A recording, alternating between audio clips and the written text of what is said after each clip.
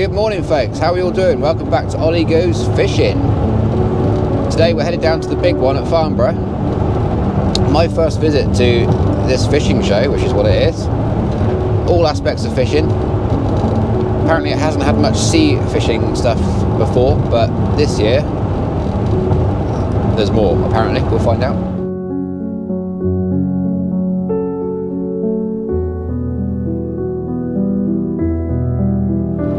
We're headed down to Poole to meet up with Shane, Fishing Dorset Live. Going down with his son Jordan, he's driving. On the way we're picking up JD. Nice to have a catch up with him, it's been a while. We're also going to stop off at Fleet, catch up with Skeet and Ace Reflections, Simon. We're all going to sort of convoy down together, should be good. Looking forward to seeing lots of new kit at the show. Take you along with us, show you around. It's a bit of a day out video. So yeah, thanks for tuning in, and we will catch you a bit later on the way down.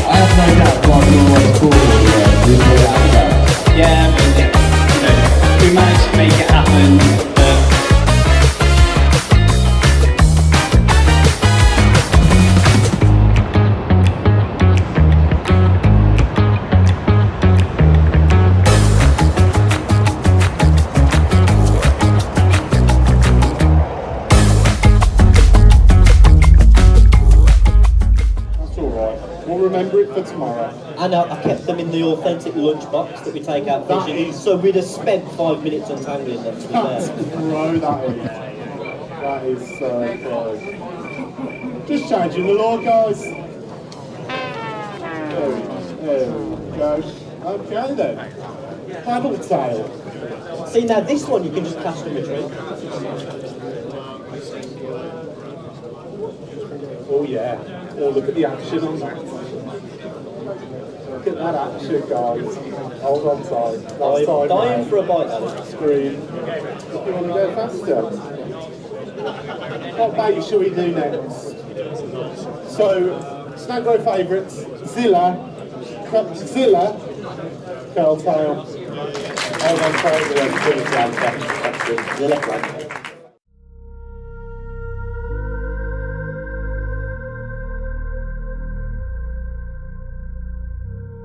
So I'm going to talk to you about, what am I talking about? Sort of bass fishing lures. Are you all into sort of bass fishing? You want to learn a bit about bass fishing?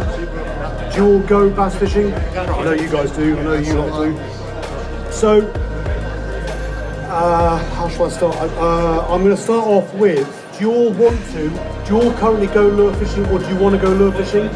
That's what I do, that's my weakness, is lure fishing for bass. I just do it all the time because I love it. And walk around this here and you're seeing a hell of a lot of what I would call soft plastics. Does everyone know what a soft plastic is? Yeah. You all know what a soft plastic lure is? When I first started getting into bass fishing, quite a while ago, because I'm old now, it was all about, you know what hard lures are? It was all about hard lures, and about a year into really getting into lure fishing, I very nearly walked away from bass fishing because I kept losing hard lures, and they're not freaking cheap, okay? Even the rubbish stuff is not cheap.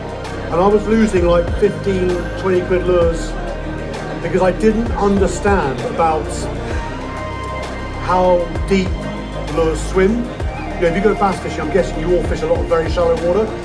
You know, we fish sometimes I call it skinny water, like really, really shallow water. So I'd go along all revved up, chuck up my new 15 quid, whatever it was, snag, dam, and you lose 2 or 3 lures a session. And I genuinely, I got very, very frustrated and very cross, and in my maturity, I realised that it was my fault and I had to learn more. And thanks to some other anglers, I started to learn about soft plastics. Anyone old enough here to remember, soft plastics for me years ago, do you remember those old Storm shads? Is that the Storm one? shad, yeah. They came in a packet with a J hook. You know what a J hook is? It's the hook sticking out. Used to use them for pollock. But then we tried bumping them in an estuary, realised it didn't work. And this bloke rocks up, I can still remember it now. He rocks up in this estuary in Ireland. I thought, oh bless him. He's got a short rod, I thought bless him, he's got a clue what he's doing. And we were catching whatever we were catching, I think we were fishing on baits. And he rocks up and goes bang, bang, bang. He had 3 bass, about 5, 6 pound, and 3 chucks. I thought, holy cow. What's he? I said, do you mind me asking what? And he's got this thing, this soft plastic, on a jig head. I'd never seen a jig head in my life, okay? So I ask questions. If I always encourage my girls, if you don't know, ask. I believe in asking questions to try and learn. And so soft plastics now, for me, I fish soft plastics probably 80% of the time. I don't obsess about top water lure fishing. I love it. A bass smashes you on a surface lure, it's great. I don't obsess about it at all. Soft plastics for me are way more versatile than I ever realised when I first started with them. I can do basically anything.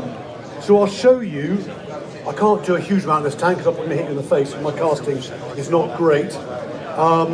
My most kind of used soft plastic. You all know what I knew this freaking lure clip wouldn't work.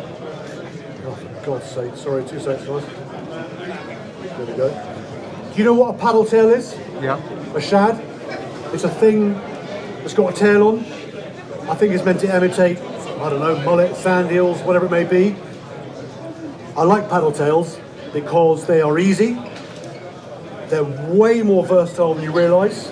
But in its most basic form, that is the Savage Gear Gravity Stick paddle tail, which I did actually help design, so I'm rather proud of it. Is that right? Yes. Gravity Stick paddle tail, okay? You can fish these. I'll ask you questions, because do you know what a weedless hook is? It's actually, the word weedless I think is a bad word. It's the wrong word, because they're not really, there's suspended weed in the water, you're going to catch it. It's almost snagless. You can fish these lures essentially through and over anything. Once I stumbled on weedlessly rigging soft plastics, the whole bass fishing world opened up to me. I could take you back to a reef where I first started, massive great reef system, but on there I reckon there was 50% I couldn't fish because I couldn't get a lure through it or the water was too shallow. And so we'd go there, I'd lose a lure, dam, walk away, never fish it. Now I go back and I fish it. So in its most basic form, to me, a paddle tail, I'm not even sure, whack it out, wind it in. See how shallow that is? You can do it. You can rig these 1,000 different ways, okay? But a lot of the time, I'll carry a bunch of paddle tails. I'll carry a bunch of weedless hooks. You know what a belly weight is? When you've got a little weight on the bottom to help stabilise the lure, or fish in rougher water and stuff. Whack it out. I can't cast it, obviously. Wind it in. So it's not rigged very well, okay? I need more space to work here. That is the most basic form. There's 1,000 million different paddle tails, and most of them are seriously, seriously good. You get thick ones, short ones, long ones, ones that roll, ones that don't roll. But I love hard lures. I love all those shiny Japanese long casting hard lures. They're fantastic. But to be honest, most of the time, a lot of the time, I will whack out and wind back in. And you can almost beat yourself up. You think, oh, should I be doing more with the lure? You know, I'm not a technical lure angler because I'm not working it. I don't really care. Some lures we work, of course we do. I'm not saying don't work a paddle tail, but I am, if any of you read my blog or anything, I am a proper tackle tart. I love fishing tackle. I was talking to some lads earlier, and I said for all the shiny gear, the single most important thing in bass fishing, I think, is where and when. Where to go, and when do you fish that mark. You understand what I mean? As in, you know, I live in Cornwall, I can go fishing virtually all the time. I can walk to fishing, I can drive to fishing, I fish a lot of spots a lot of the time, so figuring out when to fish it.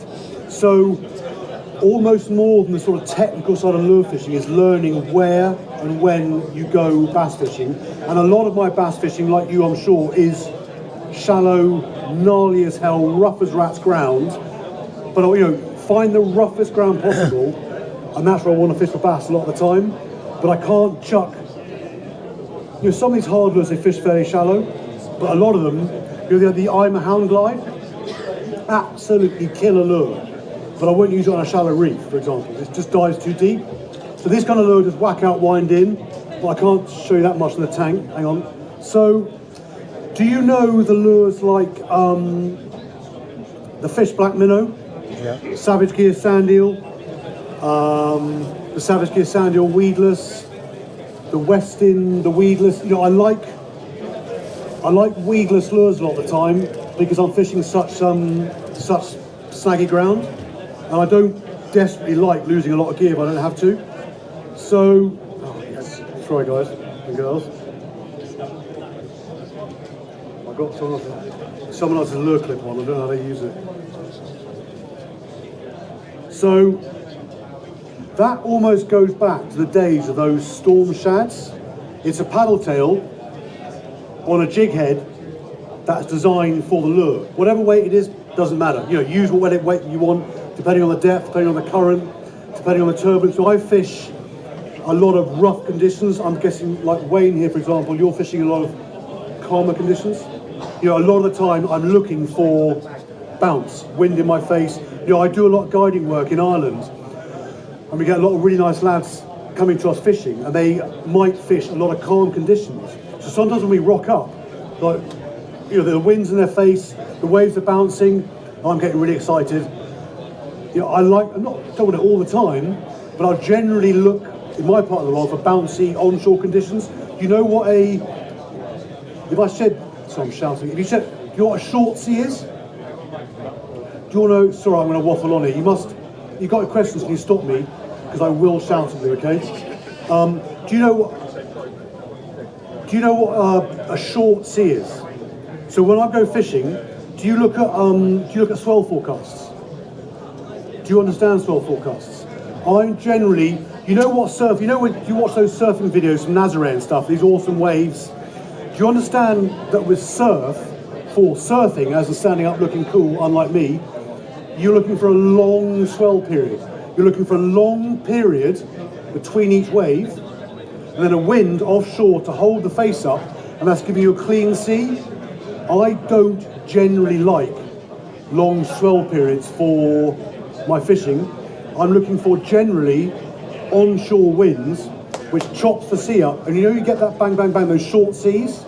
So a short swell period on whatever app I use. Surfline is it called? I'm looking for like 5, 6, 7, 8, 9 second swell periods. I want that bang, bang, bang. Okay, so a lot of my lure fishing is geared around coping with bouncy seas, rougher seas, and so I'll turn a lot to paddle tails on jig heads because it's giving me a bit of extra casting distance or a bit of extra weight in the water. But again, it's a paddle tail in its most basic form. J-hook, weedless, doesn't matter. This is the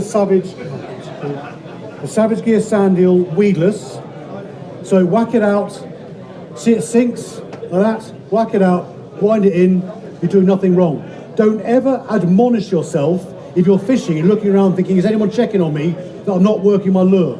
You don't have to. Some lures need twitching, bumping, all this sort of stuff, that's great. A lot of lures are designed to be whacked out and wound in. Don't feel bad about it. I still now, in my grown-up era, sometimes I think, I should be working that lure. You don't always have to. So this lure here, in its most basic form, you whack it out, wind it in, okay? But, now I was put on this a few years ago, nothing to do with me. I was fishing with these lads in North Cornwall on a reef. I said, what the hell are you doing? Because they're whacking out these fish black minnows, and they were letting it hit the bottom. They're fishing, you know what I'm saying? They're fishing rod tip up, as you rod tip up like that, and they are bumping the bottom. What are you doing? And it actually makes perfect sense. So I wouldn't do it with a J-hook, like the regular Savage Gear sand or whatever, or Sandy Andy there. I wouldn't fish a J-hook, like an exposed hook like this. But a lot of the time, when we were doing it lots, November, December, January, we had some, I think one of our best sessions of the year was on New Year's Eve. Frick, it was awesome. And I was fishing this lure, the heavier sand eel weedless, but I was never swimming it. It's fairly shallow reef, it's rough as hell, rough ground, fairly bouncy sea. And what I'm actually doing is I'm letting it hit the bottom, but I'm actually winding it in on the bottom, which sounds really basic, but when you're on really rough ground, you keep going bang, bang, bang, bang, bang, you'll snag the old lure, but actually if you keep it moving, you do this style of fishing is freaking lethal. It is, I don't fish the bottom enough, if that makes sense. I obsess about top water, shallow runners, but I am coming around in my newfound maturity to fishing the bottom a lot more. I'll come on to that in a minute, and other stuff. But this style of lure, I will very, very often, I won't be whacking out, winding it in. I am doing this. I am literally, but it won't do anything here because there's no bumps and whatever, rocks and stuff.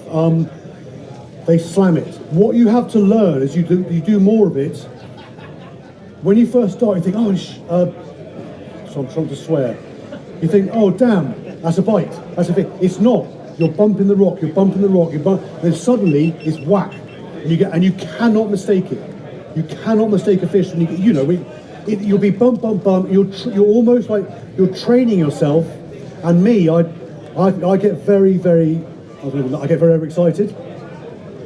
And I actually have added impetus to keep my heart rate steady these days for certain various reasons. So I try to be grown up, but it's a very, very, you get that knock, was that a fish, was that a fish? But when it slams you, you cannot mistake it. And it almost seems counterintuitive to deliberately fish lures along the bottom over very, very rough ground. But those bass, I'm coming around more and more to believing there are more times that bass are feeding head down than we realise. I can't prove it, and it's all speculation, but how many times I quite understand obsessing about topwater lure fishing, for example, because it's addictive, it's the only almost the only visual style of fishing we're going to have. How many times do you go topwater lure fishing, a blank, and walk away saying there are no fish there? I would argue that if you're going to, that spot, the tide, the conditions, I think I'm useless. I mean, I feel better if there were no fish there because I didn't catch them. But now I think, hang on, I'm doing this wrong. You know, when we're guiding, I wouldn't have 4 clients fishing top water because I don't care if it's 4 different top water lures. To me, what's the point? You know, we can mix and match. So what I'm saying is like I say, I can't prove it, but I just have this suspicion that bass are there more often than we believe.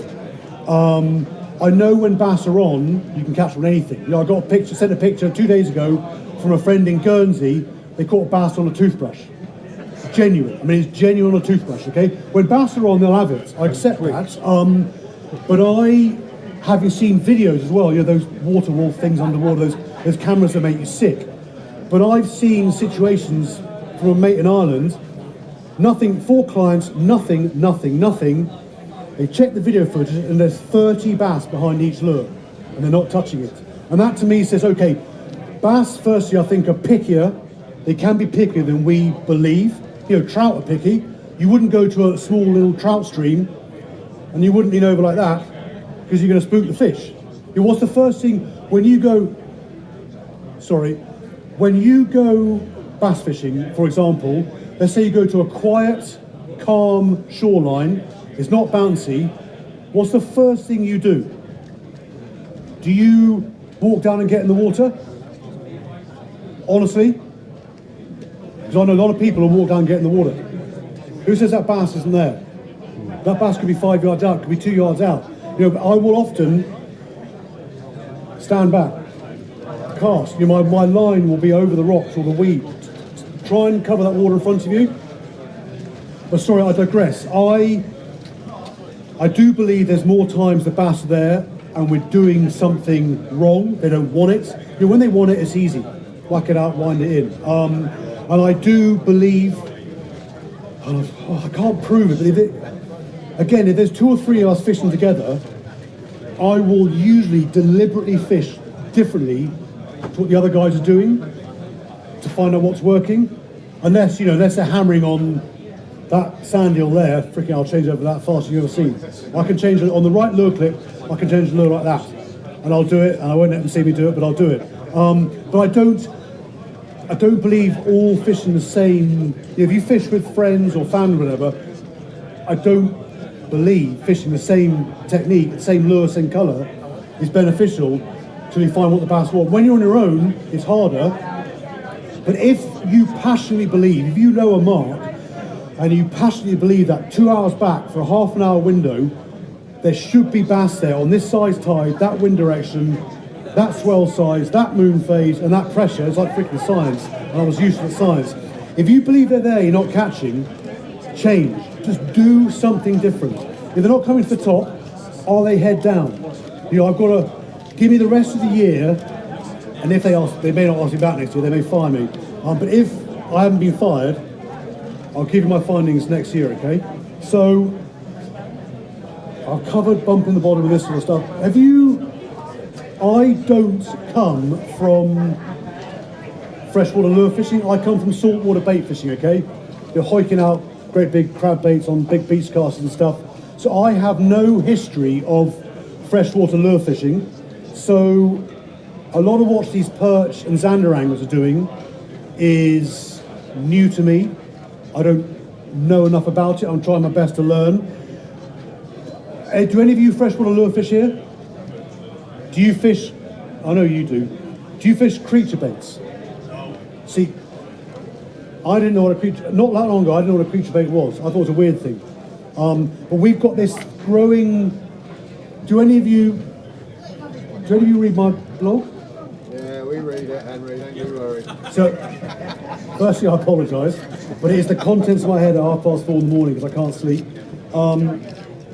There's this. Is that right? Yes, all right. Like I said about bass feeding head down, I am very seriously not. I've had precisely 3 bass on creature baits, so I'm not an expert, but I'm fascinated by this whole estuary bait. So when I first started getting into estuary bass fishing, we hammered them. But you go estuary fishing for bass? Well, I started, it was like the last 2 hours of the ebb tide, mouth of an estuary, bumping soft plastics, freaking hammered them. It's great. But there's a whole world of it to discover. They go way up, way further than I ever realised. And what do...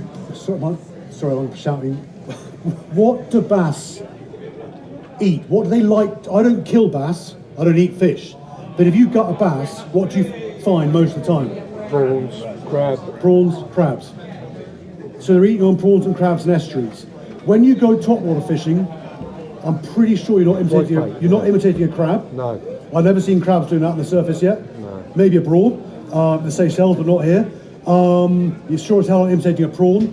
When you're swimming a paddle tail, best word in the world, you ain't imitating a crab.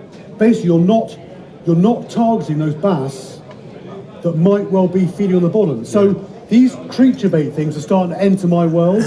There are a handful of bass anglers who are way down the line from me. They're really getting very good at it, and they're starting to experiment, and I'm trying to sort of play catch up. And I have theories. My theory about it is you're trying to catch these fish that are head down in estuaries in a more subtle, which is not a word that generally is used with me. You know, I love being in the surf, waving my face, 40 gram seeker, smash it out. But with my increased age, I'm finding a newfound maturity. I love how with bass, I had no idea you could catch them in so many different places, in so many different ways. If bass fishing was all about shallow reefs, I'd have walked away years ago. It doesn't hold my interest enough. I need more. I need the whole lot. So this whole estuary thing and the whole creature bait thing, you know, these creature baits, if I, that kind of thing, all right? I know it doesn't really look like a crab, but Enough, though. is it imitating a crab? One person says it is, one person says it isn't. I think it's doing pretty well. It's good enough to get them inquiring, isn't it? It's good enough to get them inquiring. Yeah, exactly. Yeah. Yeah. But I think it's a very selective, a very deliberate method to target often quite big bass, especially this time of year, in areas that you may be struggling. And again, Danny calls it, I've nicked his term, he calls it bottom contact fishing, which makes, you know, you are fishing deliberately on the bottom. And it makes me, I think it makes me a better angler, because I have no history of freshwater lure fishing. You know, my bass fishing, when my adrenaline starts going, a tuna couldn't catch my lure. I'm cranking the hell out of it so fast, my adrenaline's pumping. This is making me a better fisherman. It is making me, if I came from freshwater fishing, I'm almost slightly, not jealous is the wrong word, I'm slightly envious of anglers who come from freshwater lure fishing into saltwater lure fishing, because they come with a far higher degree of subtlety and control than I'll ever have. So this is making me slow right down. Like I said, I've had the grand total of 3 fish so far on these creature baits. I've missed a couple because I'm a twat. But I've had 3 fish, all in the same session I might add. I've seen plenty, I know it works. But I think what it's doing is, potentially, it's all, the whole thing with fishing, you know how fishing keeps developing. In the perch world, it's always developing. I think that this more measured, deliberate approach, I have a suspicion that it's starting to open up even more areas for bass fishing, but also at different times of year. When you go bass fishing, when in the year, you're not allowed to say, when in the year would you stop going bass fishing? When would you put your rods away? Shout, a day, a month. Oh, Christ. Okay. See, I live in Cornwall, so it's a bit of a cheat. So November, December can be very good. But I have a growing suspicion that, well, I know there are big bass in the estuaries in winter. How many times do you hear of a flounder angler? You found a flounder angler catching a freaking massive bass in an estuary. And I always said to myself, I can't target that fish because my usual spots in the estuaries, they ain't fishing. But why can't I target that fish? Because I think I'm doing it wrong. I don't believe that big bass rods come up and smash the surface lure, when the water starts to get colder, they start to get, maybe, do they get slightly more torpid, is that the word? They get slightly less active? Yeah, So this creature bait, bear in mind, I'm at day one with this, right? So this bait, essentially, bait lure, is, in my mind, is imitating a crab. If it does, I don't know, I can't ask the fish. The expert, I love an expert, the expert might say it's not imitating a crab. How in the hell do they know? You know, have you ever spoken to a fish? I mean, I do in my dreams. I'm on this medication because of my heart. I have incredible dreams every night. And I do talk to fish. Don't question it. I do. But these creature baits, okay? I'm probably not even going to show up, is it? Yeah. Now, you're not going to see much, okay? I've got the wrong lure on. Sorry. Stay flat. Can you, to see something? Hang on. Can you see into the bottom of the tank? Yeah. Yeah, so I'll put something on that you can see. You will see it.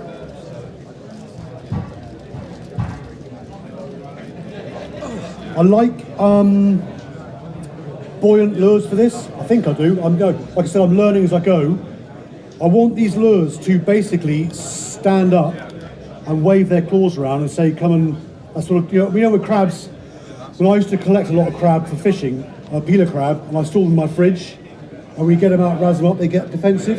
Sometimes they'd escape, you go to the potatoes, you do crab and the potatoes like that. If I can get this freaking working. Right, so we see this one works, okay? This is a Z-Man one, floats.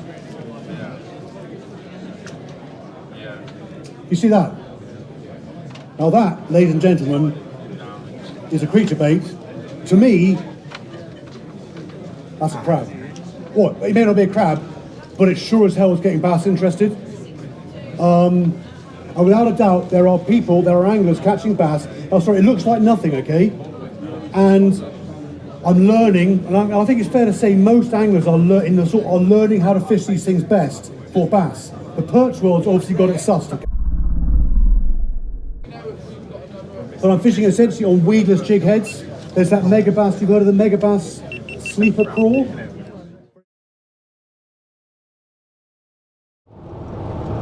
Good morning, folks. Welcome back to Ollie Goes Fishing. Today we're heading down to Farnborough, where the big one is. We're heading down to Poole, meeting up with Shane, Fishing Dorset Live. Why am I talking so fast? I don't know. Well, there you go, everyone. The big one, 2025. If you liked the video, please press the like button, leave a little comment. And if you're not subscribed, please do so. Great seeing everyone, lots of YouTube faces. Nice to see them in person. But yeah, we'll catch you all on the next one. Tight lines, everyone, and take care. Cheers now.